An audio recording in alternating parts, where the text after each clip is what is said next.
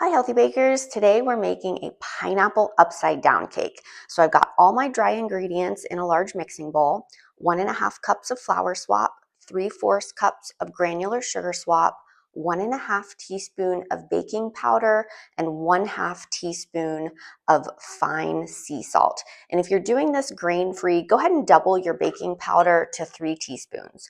We're gonna mix our dry ingredients well till no lumps remain before we add our wet ingredients. Next, we've got 2 egg swaps. Remember to mix your egg swap with very hot water.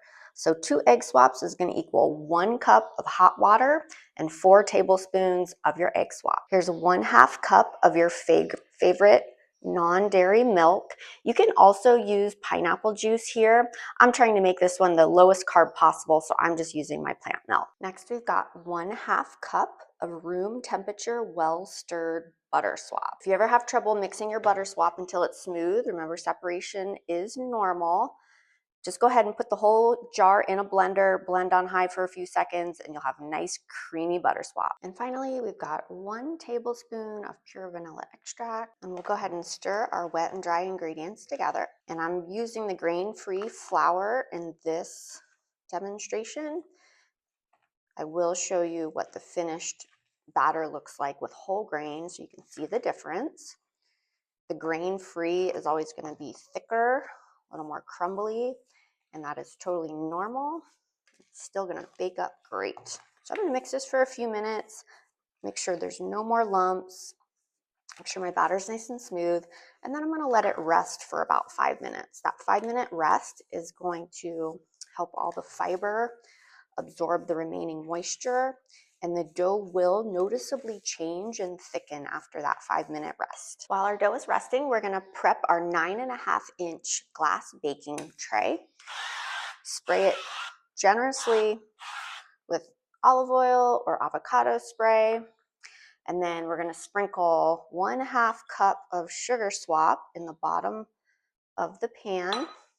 Go ahead and just spread it out nice and evenly. And then we'll arrange our pineapple. Remember, the pattern of how you arrange the pineapple is what makes this cake. So be deliberate on how you arrange your pineapple. And I drained my can. This is a 20-ounce can. I drained the fluid. You could always save it for a smoothie or use it as a replacement for your milk in the batter if you want that extra carbs from the juice. I'm just going to cut these. Place the edges. Nice. And then I'll use my cherries. And I'm not using maraschino cherries. I'm using dark, unsweetened cherries. These are just sweet dark cherries. I get them frozen at Costco. You can find them anywhere. But this is going to add that beautiful pop of color and give you that traditional maraschino cherry look without all the sugar soaked cherries. So here's the consistency of my finished whole grain cake batter. You'll see it's fairly thick, holds together well. And this has actually been sitting for almost like 10 minutes. 5 is usually plenty. So I'm just gonna go ahead, and I have my prepared cake pan, and I'm just gonna spoon my batter right over top of the pineapples. Okay, let's spread out our batter.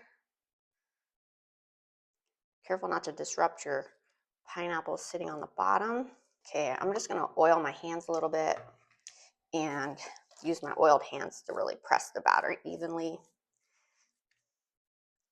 into my pie dish.